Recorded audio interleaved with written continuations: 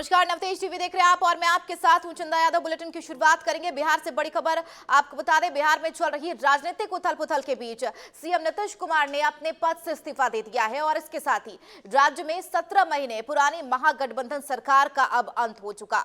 नीतीश कुमार का यह कदम उस इंडिया ब्लॉक के लिए भी बड़ा झटका माना जा रहा है जिसके सूत्रधार वह खुद ही रहे थे।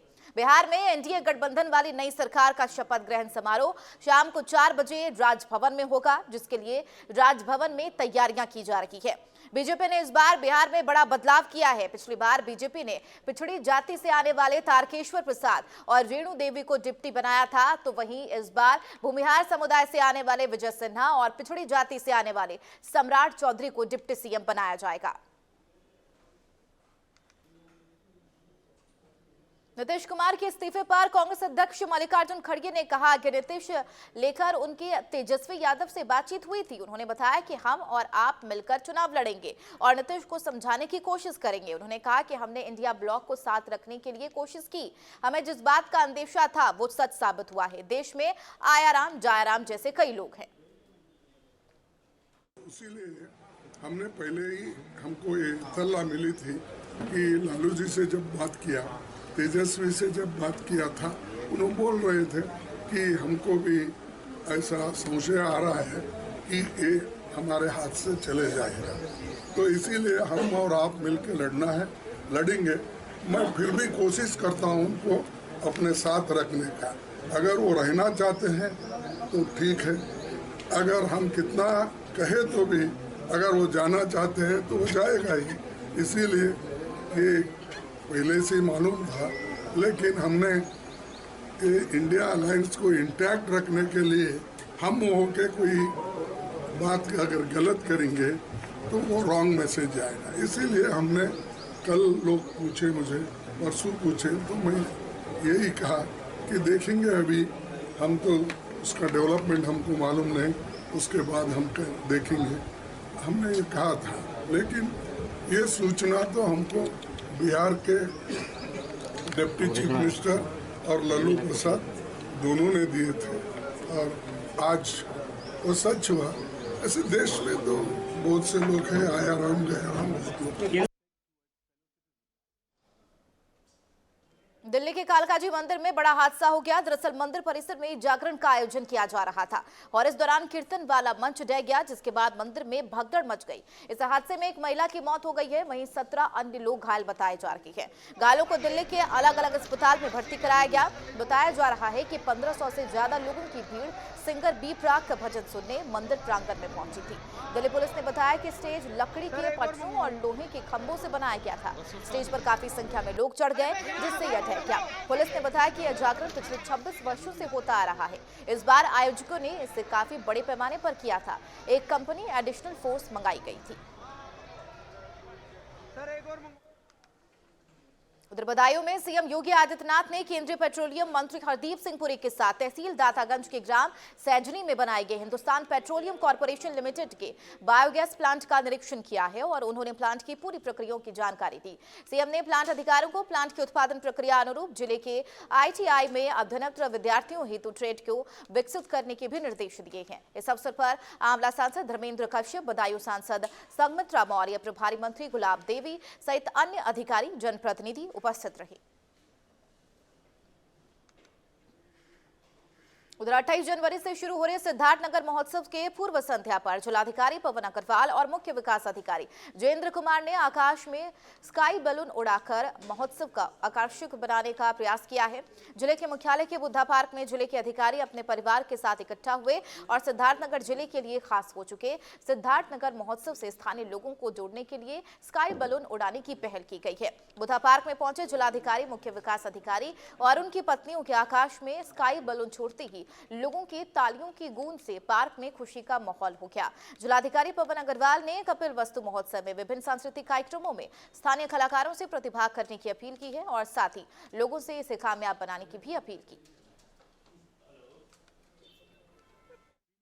देखिए, कल से सिद्धार्थनगर महोत्सव प्रारंभ हो रहा है, जिसमें 5 दिन का कार्यक्रम होगा और विभिन्न प्रसिद्ध कलाकारों के कार्यक्रम होंगे। इसके अलावा काला नमक से संबंधित प्रदर्शनी होगी और भी झूले एवं अन्य सभी वहाँ पर व्यवस्थाएं की गई हैं और बच्चों के कॉम्पिटिशन्स होंगे प्रत्येक दिन। वहाँ पर एक पुस्तक मेला भी लगाया गया है, साइंस एग्जीबिशन भी लगाई गई है। तो ये आज बुद्धा पार्क में कार्यक्रम महोत्सव के लिए ही एक उत्सव का माहौल बनाने के लिए किया गया है। उसमें सभी नगरवासियों को आमंत्रित किया गया है और उसी के क्रम में आज यहाँ पे हम लोग उपस्थित हैं। खबर यूपी के देवरिया से है, जहां समाजवादी पार्टी ने राम प्रकाश यादव को राज्य कार्यकारी में प्रदेश का सचिव नियुक्त किया गया। राम प्रकाश यादव ने कहा कि सपा राष्ट्रीय अध्यक्ष ने जो जिम्मेदारी मुझे सौंपी है वह जिम्मेदारी मैं बहुत ही ईमानदारी से निर्वहन करूंगा। चौधरी राम प्रकाश के कार्यालय पहुंचते ही सपा जिला अध्यक्ष व्यास यादव ने माला पहनाकर स्वागत किया और एक दूसरे को मिठाई खिलाकर खुशी का इजहार किया।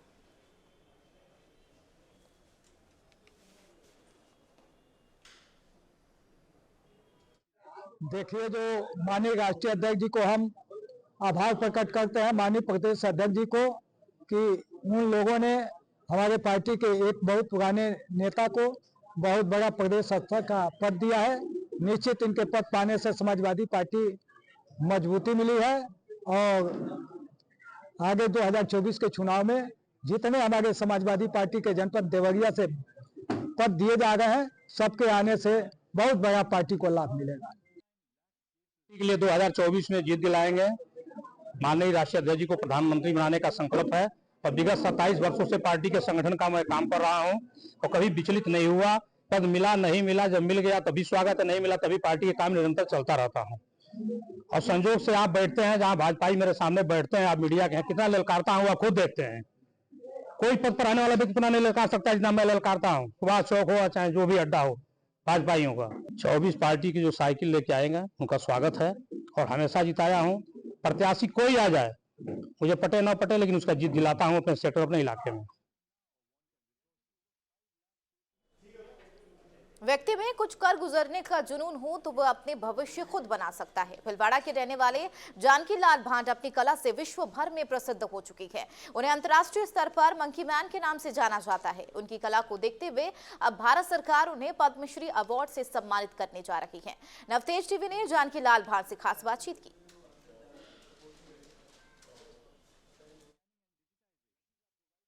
पूरे विश्व भर में मंकी मैन के नाम से जाने जाने वाले भीलवाड़ा शहर के निवासी जानकी लाल भांड को अब पद्मश्री अवार्ड मिलने वाला है। हम उनके पास मौजूद है, इनकी कुछ दिलचस्प कहानियां, वहां पूरा सफर इनसे हम जानते हैं। सबसे पहले आपको बहुत बहुत शुभकामनाएं कि आपको पद्मश्री अवार्ड मिलेगा। आपको पहले मैं जानना चाहता हूं, इस जीवन की शुरुआत के पहले जो आपने इस पद्मश्री तक का जो सफर रहा आपका, कैसा रहा? ये भांडा, ये बेचबा धंधा हमारा खानदान धंधा शहर से कर रहे। मेरे पिताजी करते थे जब मैं छोटा था, तो वो मैं 8-10 साल की उम्र में भी मुझे अपने साथ में बना के ले जाते थे और मार्केट में सांग में बनाते, हंसी मजाक वो बोलना सिखाते थे। बोलना सीखा, जो ज़्यादा वो बोलना सीखता उसे लेके फिरते थे। तो मैंने धीरे धीरे ये कला शुरू की। फिर मेरे बड़ा हो गया, शादी होने के बाद में मेरे पिताजी कुछ तू मैं बात करते थे, गाली गलौज, पहलवान थे माने हुए, ऐसे तो वो मारा फारी दिल बांटते थे, हम गिर जाते थे। इस कला को मैंने गाँवों में, आसपास के एरियो में, चित्तौड़ के जिलों के एरियो में ये सांग बनाया। हर तरह का कॉस्ट्यूम, हर तरह का सांग बनाना, जैसे पठान, ईरानी, गाडोया लवार, फकीर। धीरे धीरे मुझे दिल्ली में बुलाया गया। दिल्ली में अपना उत्सव हुआ राजीव गांधी जी की टाइम पे, तो मैंने अपना उत्सव में 1 महीने का प्रोग्राम था। जो मैं सांग बनाता रोज का, उसको वापिस नहीं बनता। मैंने 1 महीने के में 30 सांग, 28 सांग, हर तरह के बेजबे के ड्रेस बनाए और उसमें लैंग्वेज हटाना, हंसी मजाक करना। तो जहाँ मेरे प्रोग्राम के पास भी मार्केट है, उस मार्केट में मैं बंद के उधर घूमता था। बाहर की पब्लिक आती थी, उनको मैं आकर्षित करके मेरे साथ साथ में मैं अंदर पर जाता वहाँ पे। बहुत मजबूरी की, मेरे को बहुत क्लियर में नहीं बताई मैंने। सब पुलिस की ठेठ तक राजीव गांधी के की सब सूचना पहुंच गई, बाहर उग्रवादी धुमाल कर रहा है, अंदर आने के लिए नहीं आना दिया। पुलिस वाले आटे फिर गए सब जगह। फिर मैंने उसको पुलिस वालों को वो कार्ड बताया, जब क्योंकि यार तुमने हमको परेशान कर दिया, फिर आगे माहौल फैला खराब कर दिया तुमने। बढ़ेंगे की खबरों की ओर। जोधपुर में पूर्व मुख्यमंत्री अशोक गहलोत के सबसे करीबी रहे रिको डायरेक्टर और राजनीतिक सलाहकार सुनील परिहार ने देश के विपक्षी दलों से गुहार लगाई है। जिस तरह से भारत में लोकतंत्र की हत्या की जा रही है, उसको बचाने में सभी विपक्षी दल अपनी महत्वपूर्ण भूमिका निभाते हुए जनहित आंदोलन करें। परिहार ने कहा कि अगर उनको विधानसभा चुनाव से पूर्व कांग्रेस पार्टी का साथ मिला होता तो वह निश्चित तौर पर विजयी होकर एक नया इतिहास लिखते।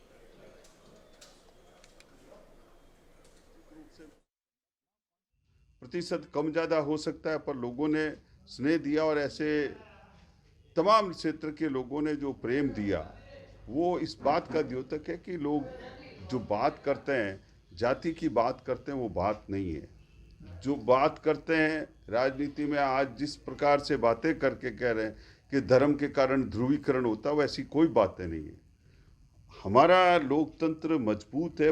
लोग तभी अपने प्रत्याशियों का चयन करते हैं, वो कैसा प्रत्याशी आपका आ रहा उसके आधार पर करते हैं। और मैं लोकतंत्र की नींव को मजबूत करने हेतु तमाम राजनीतिक पार्टियों के लोगों से निवेदन करके कहना चाहता हूं कि आज देश में जिस प्रकार की व्यवस्था हो रही है, विशेष रूप से विपक्ष के लोगों को, कि आज हमारा खबर बारां जिले के किशनगंज तहसील के नाहरगढ़ क्षेत्र के ग्राम लगराई से है, जहां राजकीय उच्च प्राथमिक विद्यालय में गणतंत्र दिवस के अवसर पर एक शिक्षिका ने महापुरुषों के साथ माता सरस्वती का चित्र लगाने से मना कर दिया और पूजा अर्चना करने से भी मना कर दिया, जिसके बाद इसको लेकर खूब विवाद हुआ। ग्रामीणों और विभिन्न संगठन के लोगों ने इसका विरोध किया और विवाद के वीडियो अब सोशल मीडिया पर वायरल हो रहे हैं। ब्यावर में शनिवार को ब्यावर जिला बार एसोसिएशन के तत्वाधान में संवाद 2024 कार्यक्रम आयोजित कर अधिवक्ताओं के हितों के लिए विचार विमर्श पेश किए गए। इस मौके पर प्रदेश के लगभग 50 बार एसोसिएशन के सैकड़ों पदाधिकारी मौजूद रहे।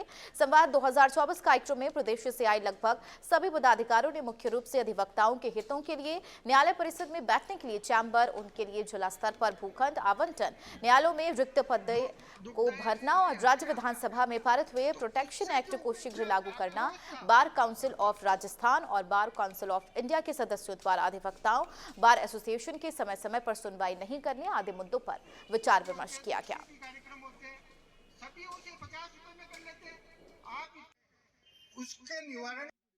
सर, आज जो हमारे को एकत्रित होने की जो आवश्यकता पड़ी है, वो हमारी बार काउंसिल ऑफ राजस्थान और बार काउंसिल ऑफ इंडिया के स्वार्थी पदाधिकारियों की निष्क्रियता की वजह से हमें आज ये राजस्थान की समस्त बार एसोसिएशन के वकीलों को इकट्ठा होने की आवश्यकता पड़ी है।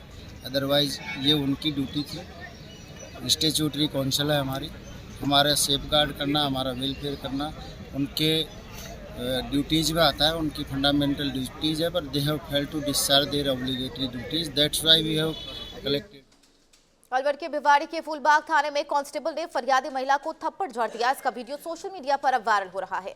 बताया जा रहा है कि दो बहनें अपनी शिकायत दर्ज कराने थाने पहुंची थी, लेकिन उनकी शिकायत दर्ज करने के बजाय पुलिस वाले उनके साथ मारपीट करने लगे। इस घटना के बाद लोगों में रोष व्याप्त है और पीड़ित महिला ने हेड कांस्टेबल की शिकायत एसपी दिलीप सैनी से की है। एसपी ने कांस्टेबल के खिलाफ कार्रवाई करने का आश्वासन दिया है। मारपीट हमने इसको बोला था, भाई हमारी लड़ाई हुई सर, हमारा फैसला करवा दो भाई। जो उन्होंने बोल रहा नहीं हम पटे मारेंगे, तुझे फैसला नहीं करेंगे हम। रिपोर्ट ले ली थी उसने। अच्छा। जब उन्होंने कह रहा रिपोर्ट नहीं, हम कैसे रिपोर्ट ले लेंगे उनके, उसने पटे मार, जब हमारे हाथ पीट कर दिए उसने पुलिस वाले ने। बाहर में नहीं निकले, हम बाहर नहीं निकलने दे रहे। मेरे बाल पकड़ ली उसने, पुलिस वाले ने पकड़ के अंदर। हाँ, थाने के अंदर ही 3 जने थे, 2 पुलिस वाली थी, 3 जने थे। खबर ब्यावर के साकेत नगर से है, जहां रिश्वत लेने वाले मामले में एसआई को लाइन हाजिर किया गया है। बता दें पीड़ित युवक ने एसआई पर 10,000 रुपए रिश्वत लेने का आरोप लगाया था, जिसके बाद विधायक शंकर सिंह रावत ने पुलिस थाने पर पहुंचकर संबंधित थानाधिकारी को शिकायत और भ्रष्ट एसआई कन्हैया लाल को तत्काल बर्खास्त करने की मांग की है और अतिरिक्त पुलिस अधीक्षक हिमांशु जहांगीर ने आरोपी एसआई को लाइन हाजिर कर दिया है। की शिकायतें आती है, उन शिकायतों में हमें भी देखना पड़ता है कि अब जैसे अति होने लग जाती है। अब जिस व्यक्ति को परसों कहीं इनके आपस में मुकदमा दर्ज हुआ मारपीट का, और आज कहीं इनको 3 बजे बुलाया। आने के बाद में इनसे जैसे ये कह रहे हैं, इनके बताए अनुसार कि साहब हमारे से 10,000 मांगे हैं और 5.5 में कहीं सौदा तय हुआ, 5.5 इनको दिए, और फिर इस बात के लिए दिए कि भाई हम 7 बजे पहले इसको फ्री कर देंगे। कन्हैयालाल ऐसा ही ने कहा। और उसके बाद में कन्हैयालाल मेवाड़ी गेट था, तभी भी इस प्रकार की इसकी शिकायतें आती थी। हमने उस टाइम में मैंने छोड़ो बक्सो इसको क्या लड़ा, टारगेट भी था, तभी भी उसकी मामला सर ये था, अपने बड़े वाला भाई साहब थे जो, क्या नाम है? यशवंत नाम है, जो उनके साथ कोई मारपीट हुई, मतलब दो जने थे जो मारपीट हो गई 25 तारीख को। तो वो जो जिसके लगी है वो यहाँ आके रिपोर्ट दर्ज कराना आया। तो करीब 3-4 बजे की बात है, तो मेरे को पता लगा कि भाई को यहाँ थाने में बिठाया हुआ है। तो मैं भी यहाँ आया और सर ये कन्हैयालाल जी से बात हुई मेरी, सर ये इनका क्या है, जैसे भी है निपटारा करो इसका। तो उन्होंने अलवर में आज प्रदूषण नियंत्रण विभाग द्वारा विश्व ग्लोबल वार्मिंग पर्यावरण संरक्षण को लेकर साइकिल निकाली गई और यह साइकिल रैली शहीद स्मारक से शुरू होकर शहर के मुख्य मार्ग से होते हुए वापस से शहीद स्मारक पर पहुंची, जहां कार्यक्रम का समापन हुआ। साइकिल रैली को राजस्थान सरकार के वन मंत्री संजय शर्मा ने झंडी दिखाकर रवाना किया। विभाग के क्षेत्र अधिकारी दीपेंद्र वर्मा ने बताया कि इस रैली में करीब 150 साइकिल सवार शामिल हुए, जिनमें छात्र औद्योगिक संगठन के पदाधिकारी, गणमान्य व्यक्ति एवं प्रशासनिक अधिकारी मौजूद रहे। आज विश्व ग्लोबल वार्मिंग प्रिवेंशन डे भी है और आज माननीय मंत्री जी हमारे जो राजस्थान के हैं वन एवं पर्यावरण, उनके सानिध्य में हम लोगों ने आज एक छोटी सी साइकिल रैली रखी है और उसके द्वारा एक मैसेज देने का प्रयास किया है जन नागरिक को कि दैनिक जीवन में एक छोटे छोटे चेंज करके किस तरह से पर्यावरण संरक्षण किया जा सकता है। देखिए, स्टेट प्रदूषण विभाग द्वारा आज अलवर शहर में हमारे रीजनल ऑफिस के द्वारा साइकिल रैली का आगाज़ किया गया है और इसके माध्यम से सीधा संदेश ये है कि हम अपने पर्यावरण को शुद्ध रखें, पॉलीथीन का उपयोग ना के बराबर करें और जो वाहन सड़कों पर चल रहे हैं उसका भी प्रयास ये करें कि कम से कम उपयोग हो, क्योंकि ये भी धुआं के माध्यम से प्रदूषण फैलाते हैं। साथ ही साथ एक प्रण लें कि एक पौधा। अलवर के कटुमर उपखंड क्षेत्र के गांव बुराड़ा में जमीनी विवाद को लेकर 2 परिवारों में झगड़ा हो गया और देखते ही देखते बात मारपीट तक पहुंच गई। इस मारपीट में दोनों पक्षों के आधा दर्जन लोग घायल हो गए। सभी घायलों को इलाज के लिए अस्पताल में भर्ती कराया गया है, जहां एक महिला समेत 3 लोगों को गंभीर हालत में देखते हुए डॉक्टरों ने उन्हें हायर सेंटर रेफर कर दिया। बराड़ा में अभी फिजिकल असल्ट का केस है और 3 कैंडिडेट अभी हॉस्पिटल में आए हैं। उनमें 3 में एक तो सन्नी राम है, एक कारू है, एक बबली है। बबली फीमेल है, बाकी दोनों मेल हैं।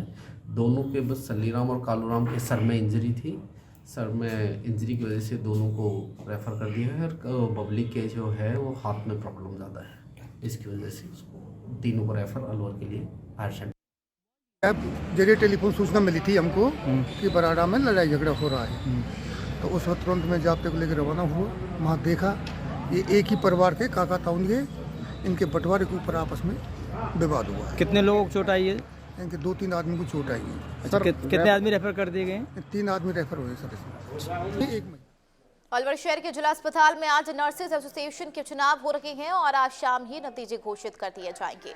दोनों ही प्रत्याशी अपनी अपनी जीत को लेकर आश्वस्त नजर आए। प्रत्याशी देवकानंद ने कहा कि अगर वो चुनाव जीतते हैं तो नर्सेज की जो भी समस्या है उसका समाधान किया जाएगा और जनहित के मुद्दे उठाए जाएंगे।